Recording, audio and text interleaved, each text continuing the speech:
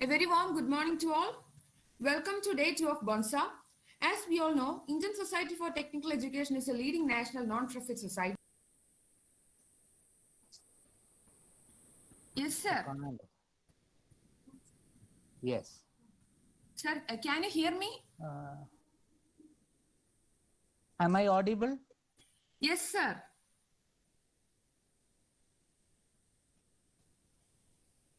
Sir, do you hear me? Yes, sir, you're audible.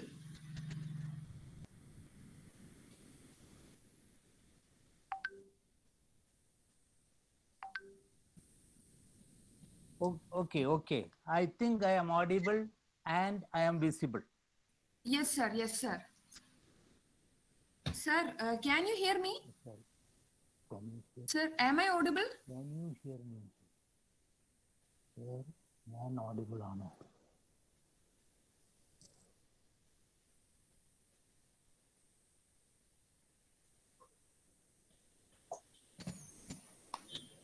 Sir?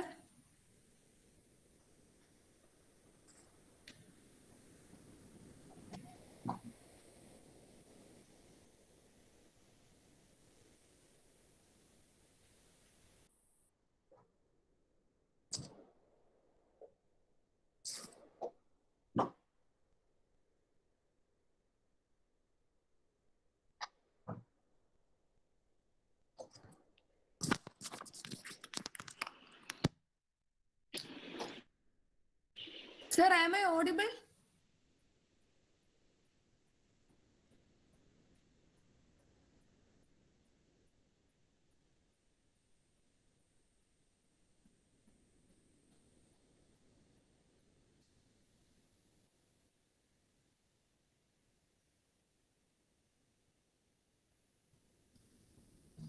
Sir? Sir, am I audible? Sound. Sir, am I audible? Sir? Can you hear me now? Yes, sir. Sir? Malavika സാറിന് കേൾക്കുന്നില്ലാന്ന് തോന്നുന്നു. നമുക്ക് just ഒരു intro കൊടുത്തിട്ട് സാറിനോട് ചാറ്റിൽ start ചെയ്യാൻ പറയാം. Sir പറയുന്നതും പ്രസന്റ് ചെയ്യുന്നതും നമുക്ക് കേൾക്കുന്നുണ്ടല്ലോ. അതുകൊണ്ട് സാറുമായിട്ട് തൽക്കാലം ഇന്ററാക്ട് ചാറ്റ് ചെയ്തിട്ട് നമുക്ക് പേഴ്സണലി സാറിനെ കോൺടാക്ട് ചെയ്യാം.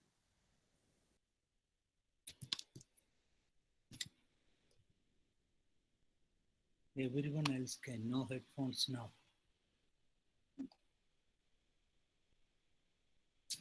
Am I audible now?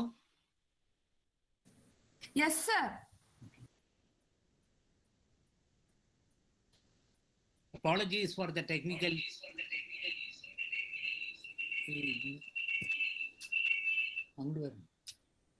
Apologies for the technical delay in kickstarting this program.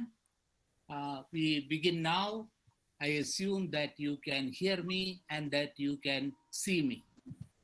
So I am going to give you a glimpse of what is the expanding horizons of developmental engineering. That is the topic given to me, and I shall try to cover it in 40 minutes time. So we begin with the engineer, the great engineer, whose birthday we are celebrating as the Engineers Day, affectionately called Sir M.V. Motshagundam Visvesvaraya.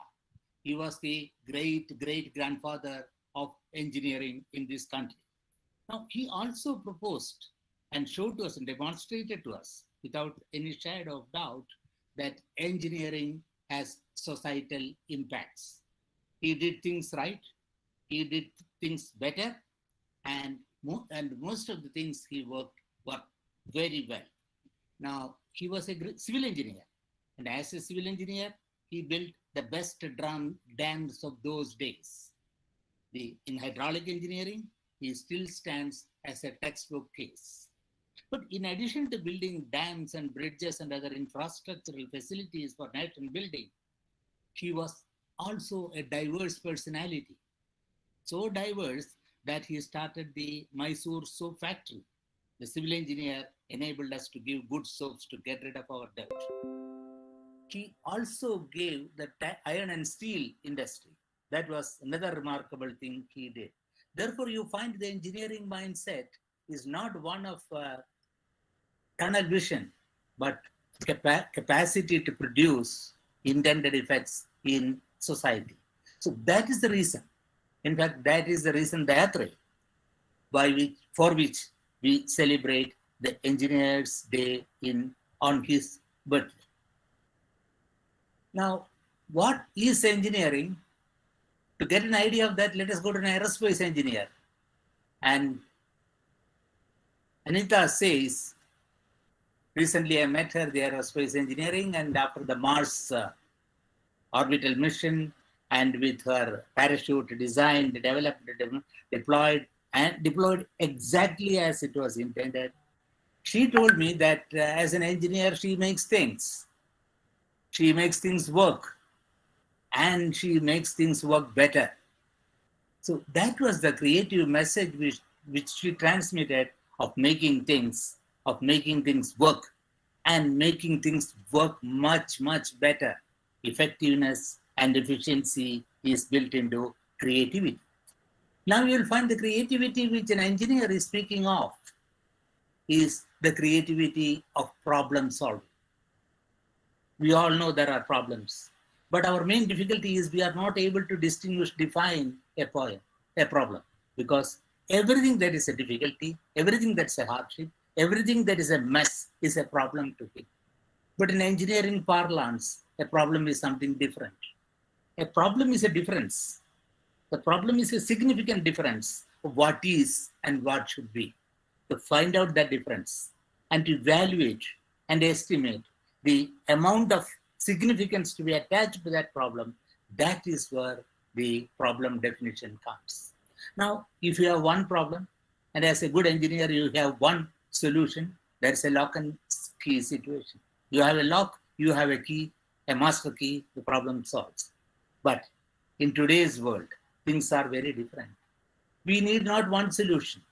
We need many solutions. If you have problem P1, a creative engineer, an innovative engineer will develop N solutions. Now, creating N solutions is only part of the problem solution. You have to evaluate the natural and probable consequences of each solution, S1 to Sn.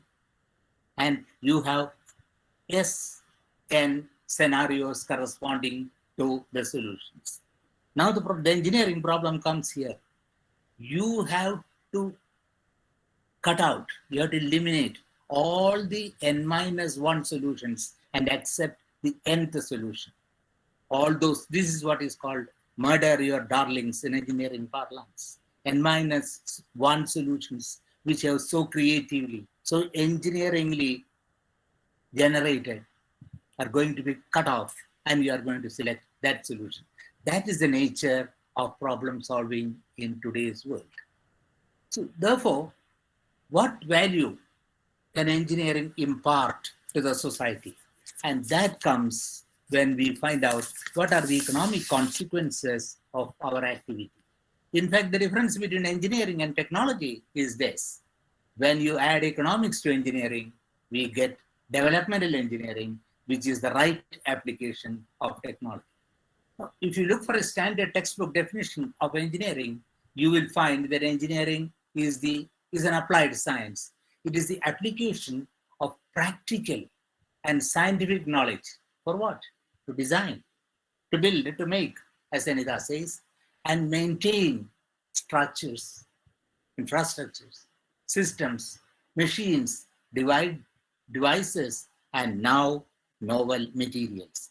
Therefore, from material science, right from civil engineering to material science, we have a long way to go, and the entire spectrum belongs to engineering. But man is an economic animal. Since man is an economic animal and all his decisions are decided primarily by economics, engineering economics is the prime mover of societal development. So if you look at economics, you may think that it's not a hard science or it's not a hard engineering, but it is the basic science of matching your limited natural resources to satisfy the maddeningly multiplying unlimited human wants. So engineering now is resource utilization. Resource utilization for development. For development, I mean human development index should be as close to 1 as is possible. So that's what we learn in the classrooms. And that is what we apply in the field. That's what I wanted to bring to you, the bridge between engineering and economics. Now, let me give you an example, which is somewhat known and partly an untold story of the developmental index of Kerala. Now, you can find out that we stand quite good in our sustainability development goals. I want to introduce a personality to you who applied the concept of engineering for social revolution.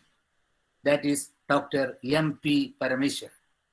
Dr. M.P. Parameswaran is an electrical engineer of the 1957 batch from the Trivandrum Engineering College. He joined the Baba Atomic Research Center in the first batch of the training school. The training school is an advanced training program which Dr. Homi Baba designed based on the ORN laboratory to give the best of nuclear engineering for Indian engineering students. Assuming and probably admitting that it is impossible for the then state of engineering education to provide the inputs necessary for atomic energy operations, Dr. Baba started the training school and he collected about 100 best minds, the bright minds of the country to undergo 1-year training. That is still running. It is the famous Baba Atomic Research Center training school, and Dr. M.P. Parameswaran was a first batch product of that. He studied electrical engineering, they went to Moscow, did nuclear engineering, came back to India, and was deeply immersed in reactor technology, that is the designing of nuclear reactors. One of his ideas was that the monazite sands of Kerala, which contains a large amount of thorium, thorium is called a fertile material, but not a fissile material. So his idea was we should work on a nuclear technology where thorium could be converted into a fissile material, an isotope of uranium-233, and that is advanced nuclear physics into which he worked, and the whole department of atomic energy was working on that. I am not going into the engineering aspects of Dr. Parameswaran. I am going to look into Dr. Parameswaran's contribution from engineering to social revolution.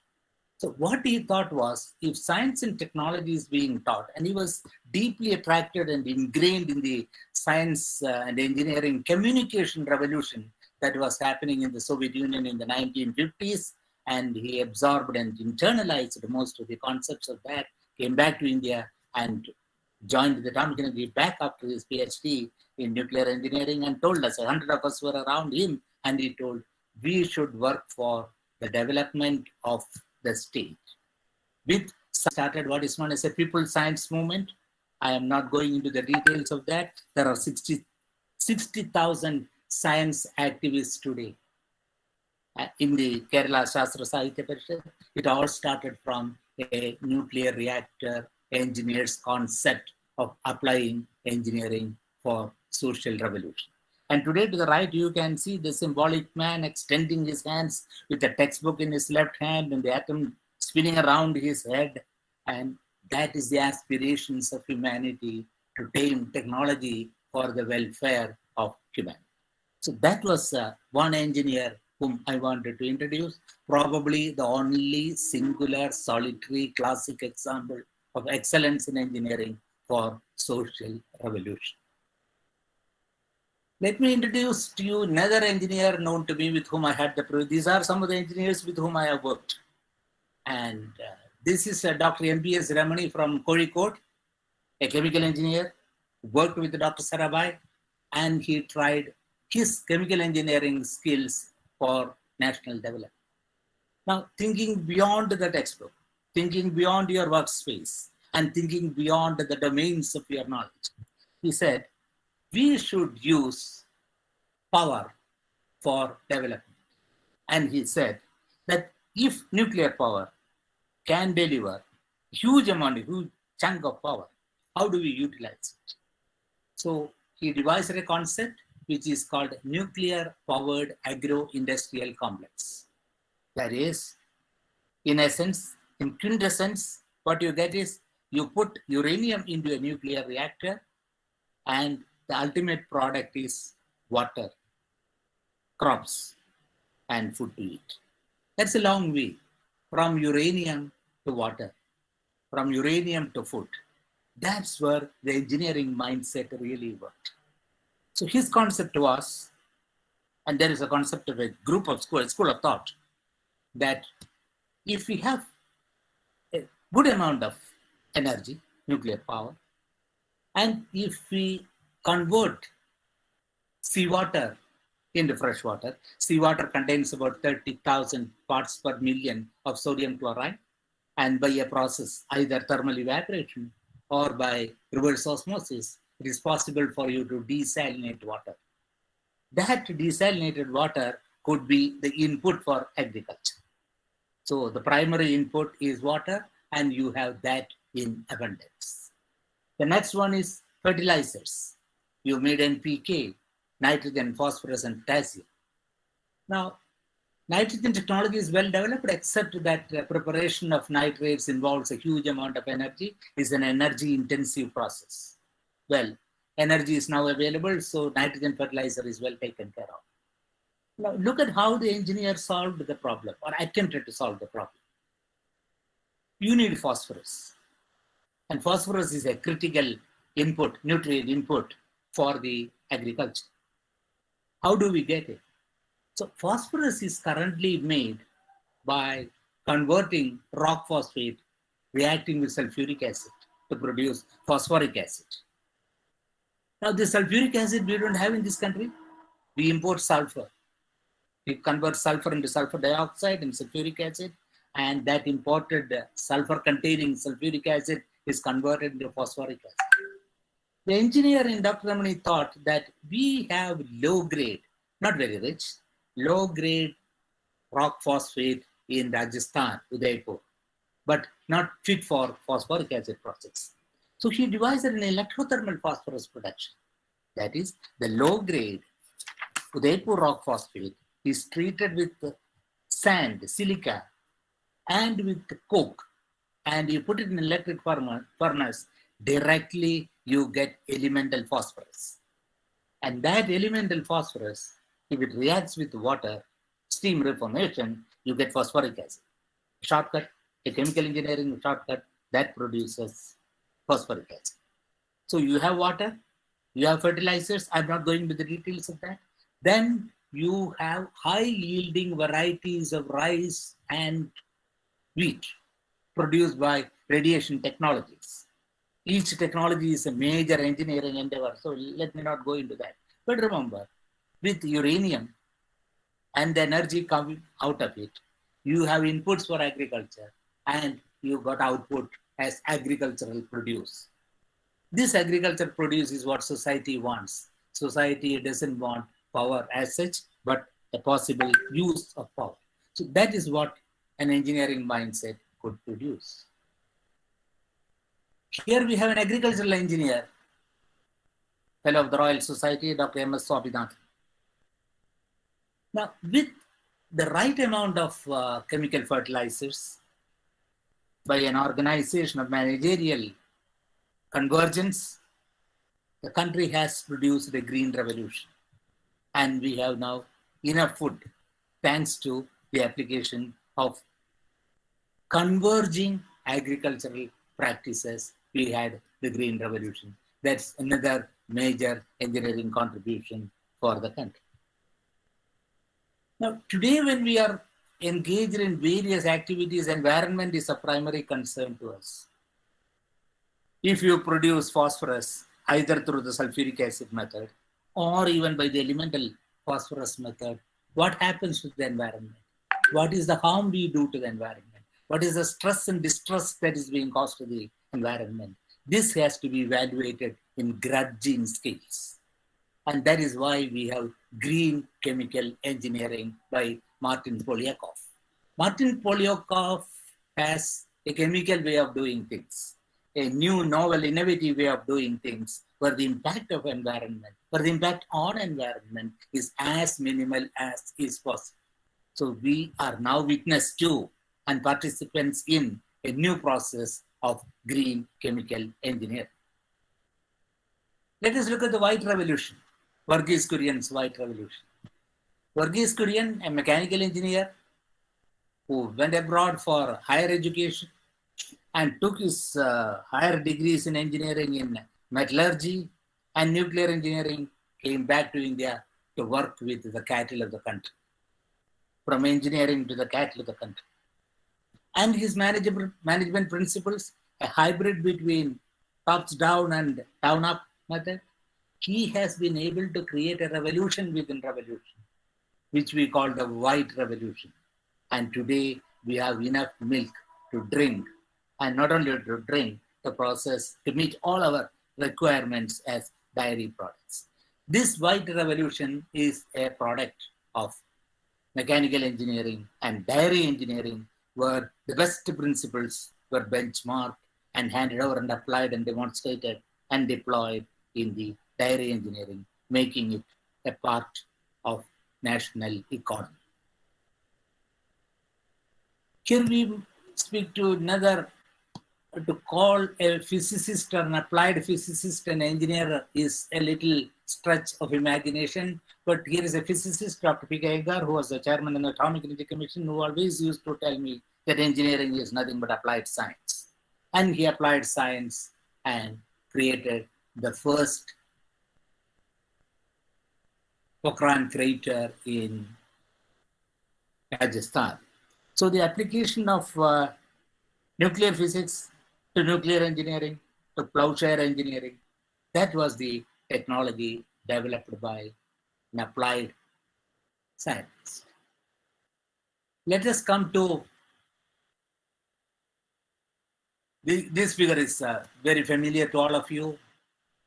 APJ Kalam, an aerospace engineer or aeronautical engineer who turned himself into an aerospace engineer, but all through he was keeping his engineering mindset in great detail. Apart from working on the frontiers and the sensitive elevations of defense science and nuclear explosion technology, he was more concerned with the vision for the country. And along with Y.S. Rajan, he created his paradigms for development, which you can find in India 2020. Of course, now we are across 2020, and some of his dreams have not been accomplished, and we have another engineer taking it over further from here. Now, if you look at the Vision 2020, the entire focus is on the application of different diverse disciplines of engineering to the rural sector. A brave new world of rural technologies were conceptualized by him so that the output from every village becomes a self-sufficient entity in economic terms. So a decentralized economy in which villages become the centers of production and local distribution, then exchange among the villagers and local consumption. Self-contained, self-sufficient communities, that is what Dr. Kalam envisioned based on hardcore engineering work. That's the story of 2020. But from 2020, which we know there is unfulfilled and unfinished task. And here we have Dr. Anil Kakodkar, mechanical engineer turned reactor engineer, who was the chairman of the Atomic Energy Commission, with whom also I had the privilege of working with. And he has envisioned the country for 2035 by an extensive and intensive application of all engineering and technologies in such a way that the nation becomes what APJ Kalam wanted by 2020. We need an extension of time. If you go through every page of the technology vision document, you will find the hard application of robust engineering for a societal benefit. I am not going into the details of that, but this is what every engineer would like to see. And his concept is what is known as a sillage, C-I-L-L-A-G-E. A sillage is a city, is a hybrid concept of the city, all the advantages and benefits of a city with all the advantages and benefits of a village. And together in that hybrid mode, it makes what is known as the sillage concept. And in this sillage concept, every aspect of a village is mapped for its potentials, its resources, and what can be derived from those resources. For example, if the water is not good, or if the water is brackish, containing about 500, more than 500 parts per million of total dissolved salts, we use different filtration technologies, microfiltration, nanofiltration, hyperfiltration, reverse osmosis. Any of those filtration technologies could be suitably employed, and you can get the desired product, safe, potable drinking water. So every aspect of the human requirement in a village is mapped, and appropriate technology is applied so that the village becomes a village. That concept comes from Dr. Anil Kotkar, former chairman, Atomic Energy Commission. Now, what is expected of an engineer today?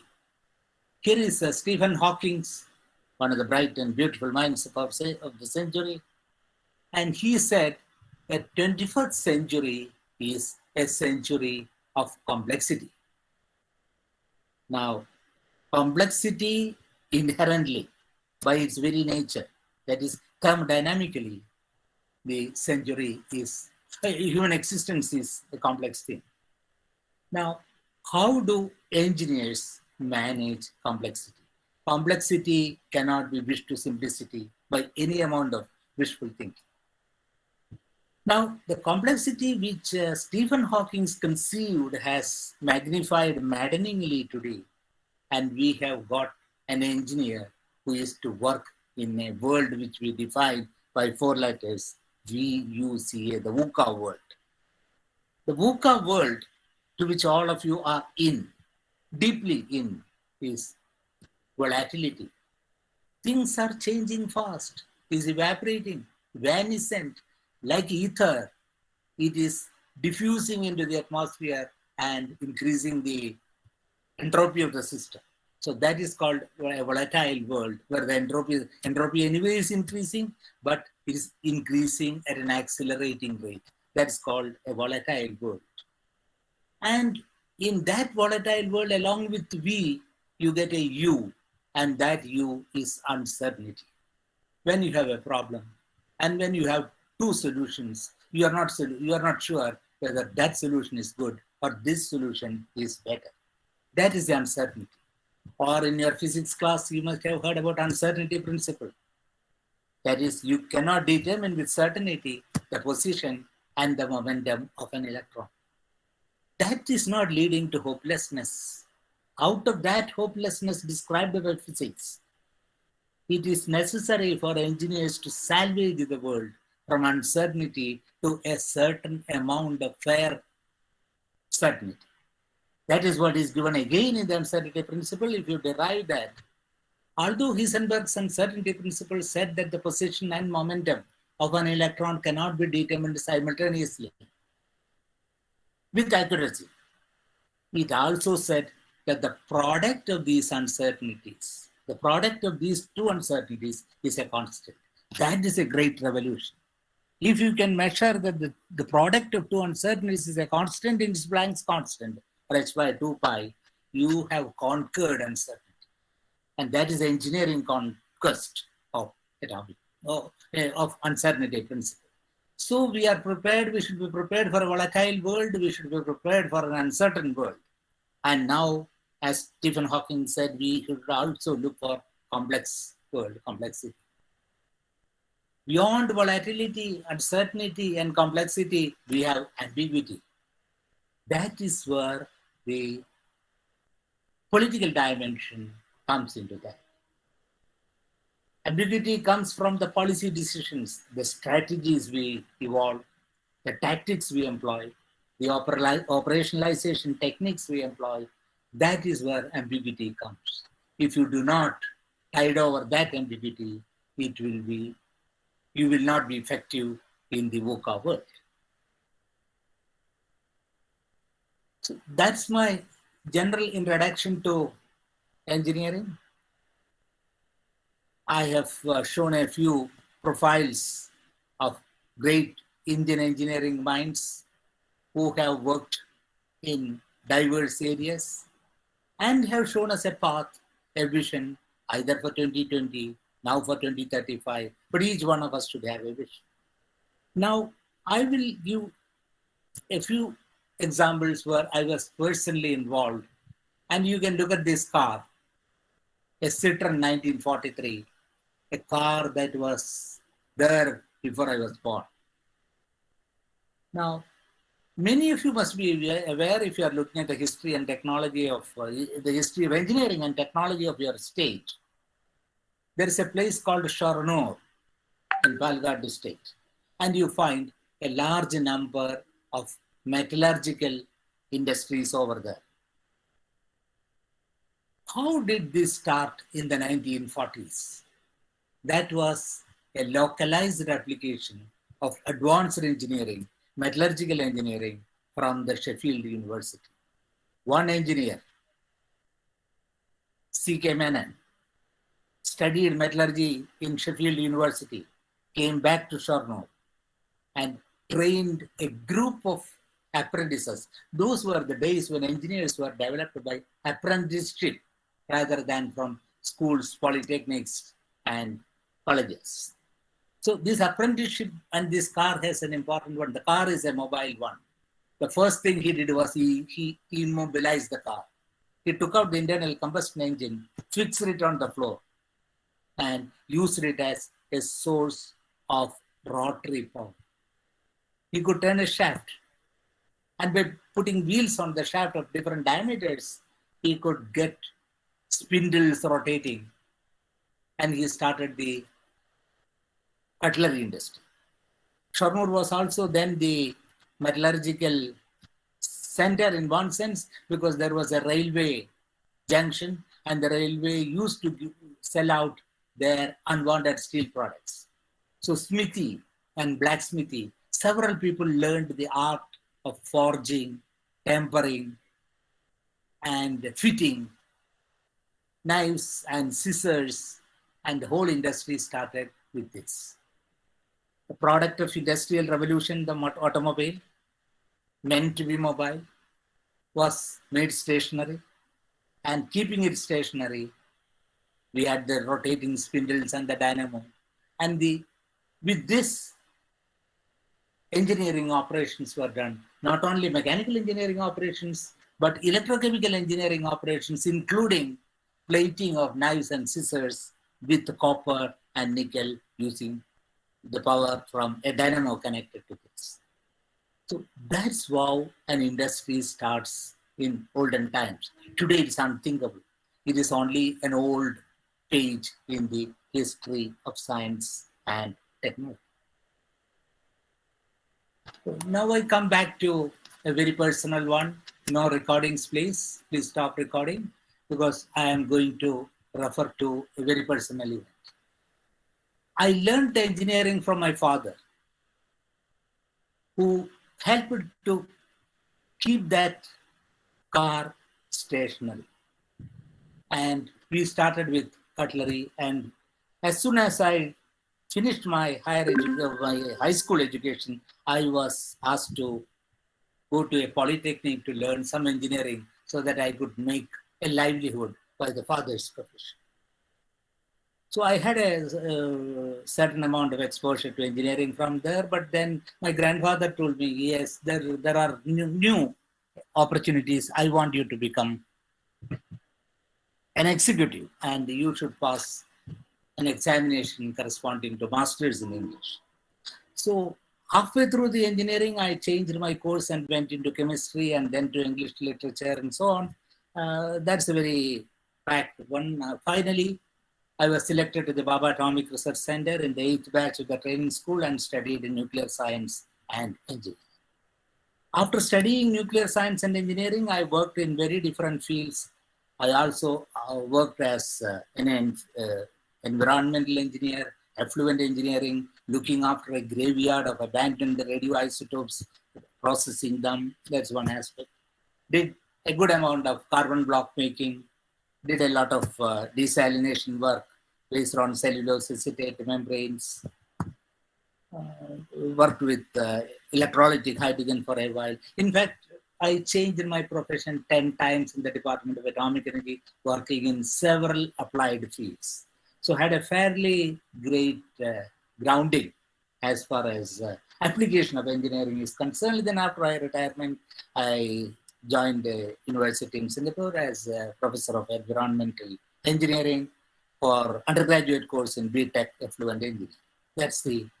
That's my exposure to engineering, including the working with Dr. P.K. Iyengar on geohydrological engineering of sites. You get, I would call a jack of all trades, but familiarity and nodding acquaintance with a number of fields.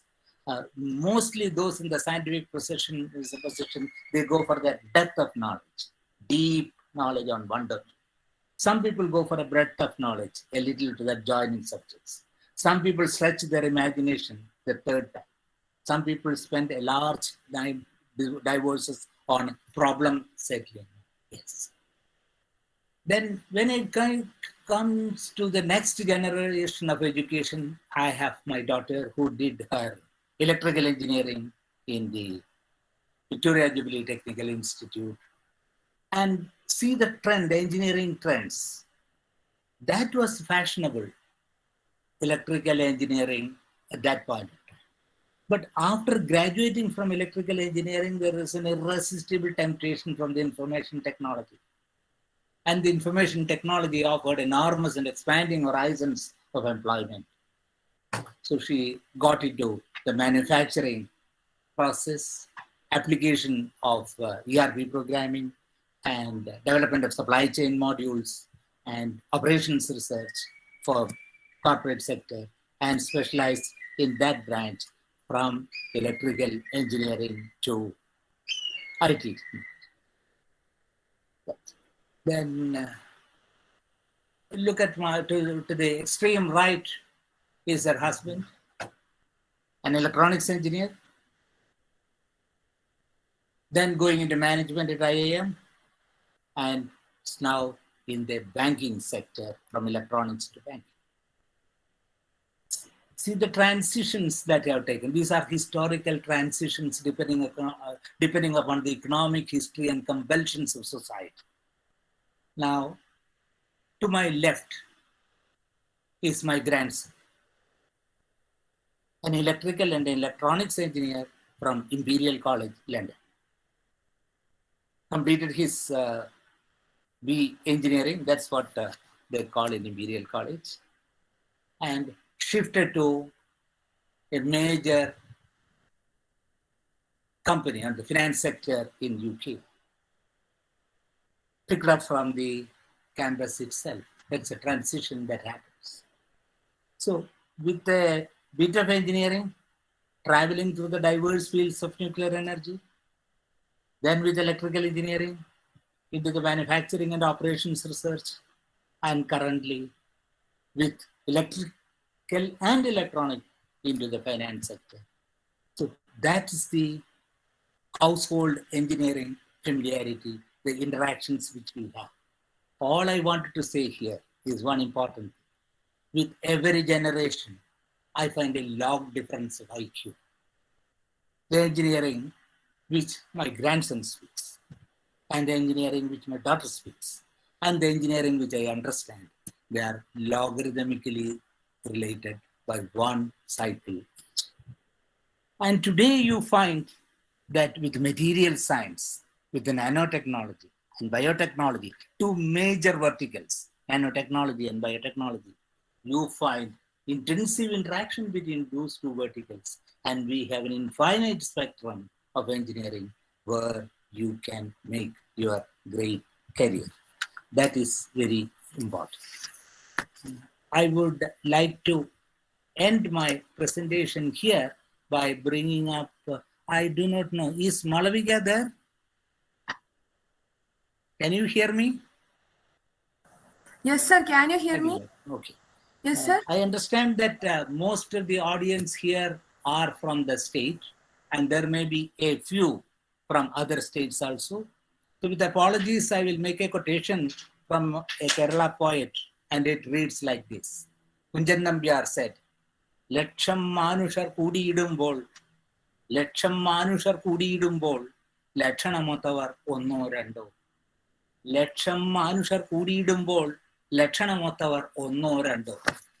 Why are we having only one or two well-featured people when 1 lakh people assemble? That is, today in engineering, 1 million engineering graduates come out of colleges every year.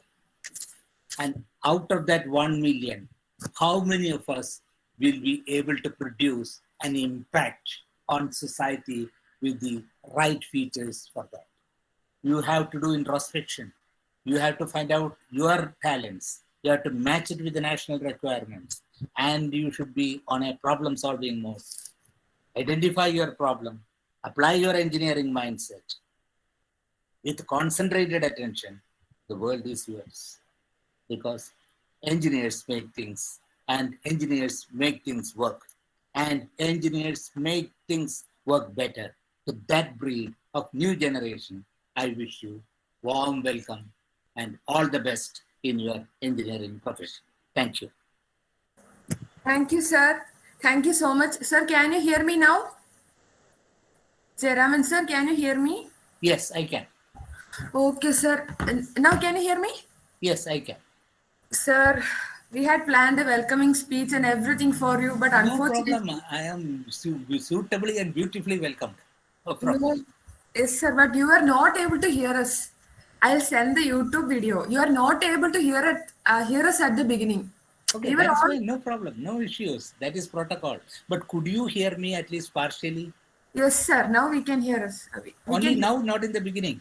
Yes, sir. We heard you, but you were not able to hear us. That was that's okay. It was a one-way communication, no problem. But as long as I could do the radio talk, that is, you could listen to me right from my slide 1 to slide number 15.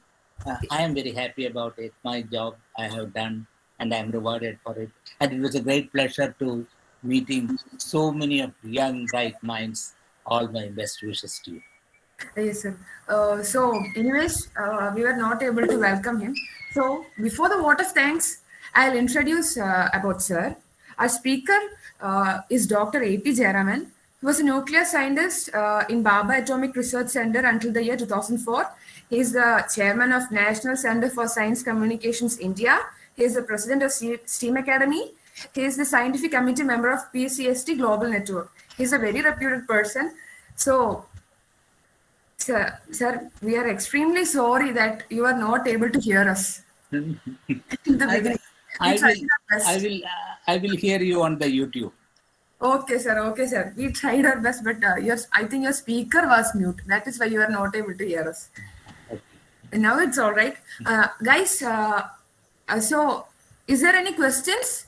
Yeah. If you have any questions, you can ask the sir. Sir, questions are coming. Oh, good. Sir, is it possible? Sir, Navneet, can you unmute and ask?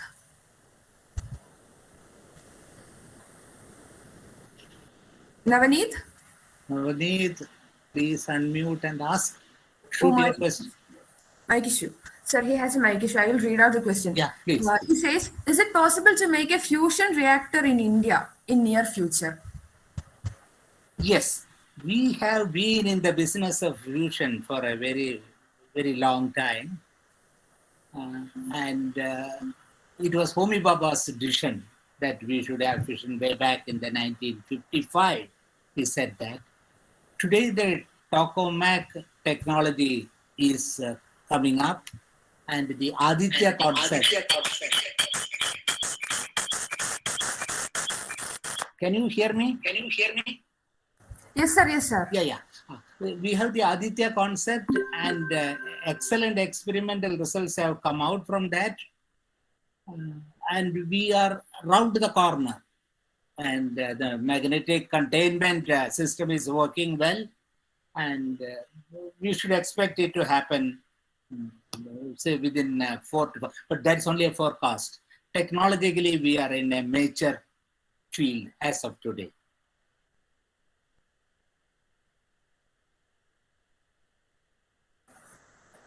Okay, sir. So can you continue with the questions? Yes, of course. Guys, others, please ask your doubts to sir. Yeah. Good morning, sir. Good morning. Sir, I would like to know how important interdisciplinary approaches are crucial in the development of engineering and of the society. Oh, very true. The question is, we can have deep disciplinary knowledge in the initial stage, in the undergraduate level. At the postgraduate level, we should have multidisciplinary approach. From that, we should go into interdisciplinary approach. And ultimately, the engineer should have transdisciplinary capabilities. That is where the problem solving ultimately comes. Therefore, if you deeply train yourself in one field, go into multidisciplinary, go into interdisciplinary, go into transdisciplinary, and then you are a major technologically viable engineer for action.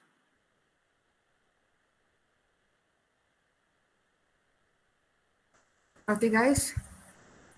Any other Sir, query? my name is Anandu. Yes, Anandu. So I believe you had worked with BARC during Pokhran nuclear test. Yeah. So it was such a secretive mission for India. So could you please share some experience during those times? I'm very sorry. This is classified information which I am not expected to share. That's none of us have say anything about it. So I'm very sorry about this. Okay, sir, no problem. Yeah. Okay, guys. Another questions? Any?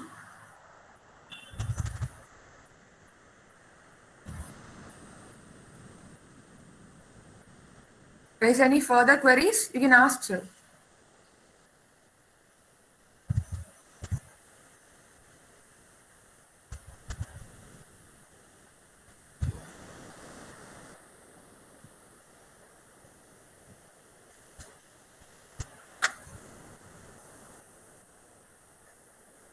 Guys, anyone? Feel free to ask, sir. It is not a problem.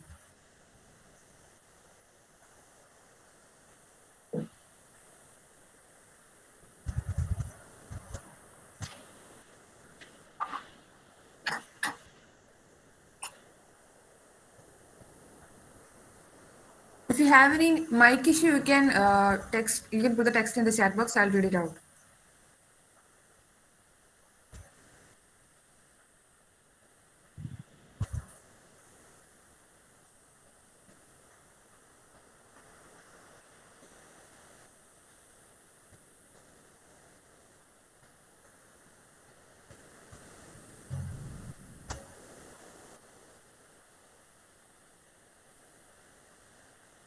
The Okay. main business of an engineer should be to ask questions.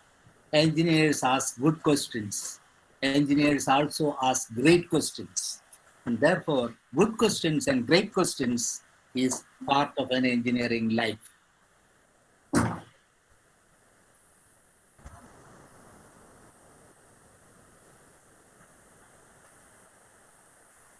If no one else has any queries, I would like to ask one more question. So earlier in the session, you spoke about the impact of various natural resources and their use in engineering and technology. So in what way can an engineer contribute towards the sustainability of the environment? Can you repeat the last part of the question? Sustainability? Sir, so I was asking in what way can an engineer give back towards the environment? How can he or she contribute to the sustainability of the environment? Very, very good question. The burning question of the times. Because when engineers work and when the engineers make things, they make byproducts. And the unwanted byproducts, which we define as waste, is a liability on the environment. For example, you take a CFL, compact fluorescent lamp. Making it is a great engineering art. After its useful life of 1,000 years, 1,000 hours, it becomes a waste, an electronic waste. It contains about 5 milligram of mercury. We throw it away, and the mercury gets into the soil, and from the soil, it migrates to the drinking water, and it gets into human system and bioaccumulates within the system and causes what is known as the mercury poisoning or Minamata syndrome. So for every action, engineering action, for every making, for every manufacturing, there is a price to be paid by the environment. And it is impossible to do something without stressing the environment. But that stress should be as minimum as is possible. Therefore, today, engineering planning demands an estimate of its potential impact on the environment and the countermeasures we are taking.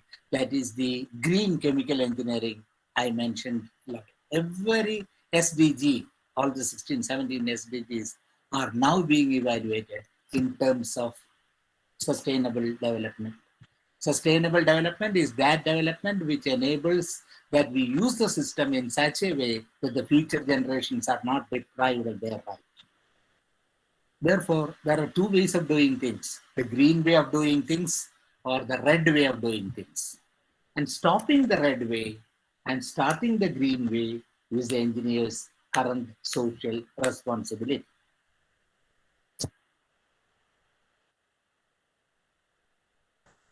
Does any more queries? Sir, there is a query in the chat box. I'll read it out. Yeah. Is it true that a micro singularity can be made in particle accelerators? Since you showed the photographs of Stephen Hawking. Yes. Oh, okay. Stephen Hawking came here for celebrating his 60th birthday, and he did not speak on singularity at that point of time. But Stephen Hawking's theory of cosmology involved singularity in the Big Bang theory. In the beginning, 13.8 billion years ago, there was a singularity. And from that singularity, in the first 3 minutes, there was a particle explosion and an expanding universe started. That's how the Big Bang theory goes. The particle accelerator, which is capable of simulating several conditions of the origin of the universe, should certainly be able to create a micro singularity, because that will be a validation of the theory of the Big Bang theory of cosmology. If you do not create such a micro singularity, the question mark on the Big Bang will remain. Therefore, with great expectations, we are looking at the CERN experiments for the existence of or evidence for a micro singularity. Okay, sir. I see another question in the chat box. What important qualities should an engineer possess? That is the question.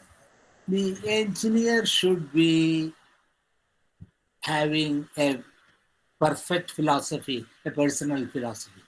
A good life of an engineer is one inspired by love for society and guided by technical knowledge. Every engineer's life becomes a professional success if it is guided by technical knowledge and compassion for the society. That is why I spoke about engineering economics, social and corporate responsibility, because engineers take resources and produce or make things. Materials are formed and deformed. Atoms are configured differently. What are the consequences of doing something? So an engineer should know the harm that will be done on what they do, to be aware of the consequences of one's action and do no harm to others. That should be the engineer's philosophy, ethics, and morality. Okay, sir. Navaneet again asked a question. Will it be stable, sir? I think the previous question. Yeah, I understand. Yes. The micro singularity with Navneet was asking, its stability will be very low in the particle accelerator. In fact, its existence and formation itself will be by the signatures it produces. It is a transient condition, like the Higgs boson. An evidence for its existence is retrofitted, and we conclude that it is so. But to get it as a physical entity and keep it sustaining, that will be far away. That will be, in fact, theoretically impossible.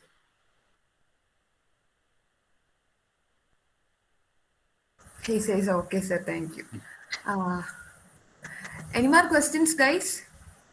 Good morning, Hi, sir. sir. My name is Nikhil. Hello. Yeah, yes. Sir, could you please tell the proud moment you feel that it's something great for your country? Like, we all are trying to leave a mark on the history. So, which was your moment you feel very proud to be an Indian, or you did something great to this world? There was no single moment I did that, but a moment of realization came that it is not enough to have academic excellence. That academic excellence should be communicated. And I transformed. There was a strategic inflection point in my professional trajectory where I took a decision that I shall serve society as a science communicator. So whatever accumulated knowledge and expertise I have gathered, I started transmitting to the society and also training people as communicators, as technology communicators, engineering communicators, because communication is the essence. People will be able to decide, judge, and accept or reject, select only based on information. So that point was the greatest point in my life when I decided that I should equip myself with the professional skills to become an active science and engineering or science and technology communicator. And thereon, I have been blissfully happy about it. Good morning, sir. Yes. Sir, do you believe the curriculum we follow in engineering institutes is a stable one, or do you feel it is to be revised? Well, nothing is static. When the knowledge explosion and the rate of engineering information coming out from the engineering researchers is so high, you find a large disconnect between what the colleges teach and what the best of colleges teach. Well, even in India, you see the engineering colleges differently. The syllabus at IIT, the syllabus at centers of excellence, and the syllabus at some of the advanced engineering colleges of the world, you will find absolutely big difference. So we need to revise our syllabus because it should reflect what is happening in the field.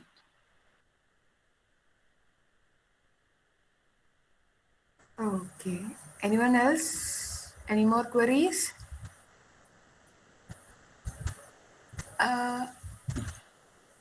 No more queries, guys? Sir, right now you just said that knowledge is ever expanding. So, how can an engineer be aware of it and successfully implement it in his life and his career? At the UG level, the basic tools, the fundamentals required for understanding, we should acquire. When that has been acquired, then when you look at the research journals and the project management guides, then you will get an idea how those concepts were applied.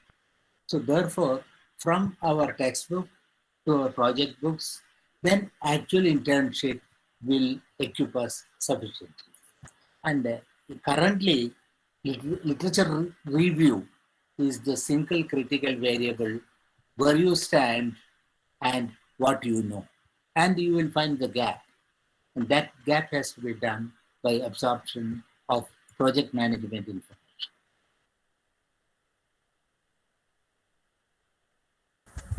Okay. Any further queries? Any more?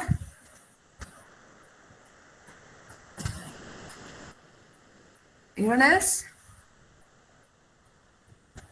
I think there is no one else. Sir. Okay. So, sir, it was a pleasure to have you here.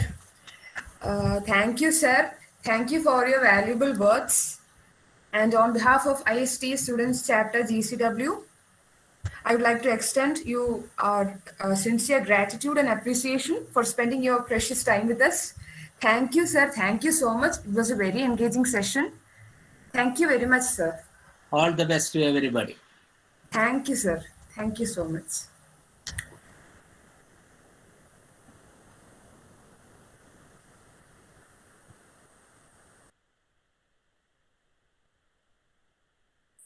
Guys, നമ്മുടെ treasure ഹണ്ടിന്റെ second question live ആണ്. So എല്ലാവരും participate ചെയ്യുക. First question എല്ലാവരും കണ്ടു കാണുമെന്ന് പ്രതീക്ഷിക്കുന്നു. So അതിന്റെ answer നമ്മളിവിടെ ഡിസ്ക്ലോസ് ചെയ്യാണ്. The answer for the first question is Volkswagen Beetle. അതുപോലെ തന്നെ ട്രഷർ ഹണ്ടിന്റെ പോയിന്റ് ടേബിൾ അപ്ഡേറ്റ് ആയിട്ടുണ്ട്. So it's 20 points for team Ponjikkara and 15 for Warlock. ബാക്കിയുള്ളവർക്ക് 0 ആണ്.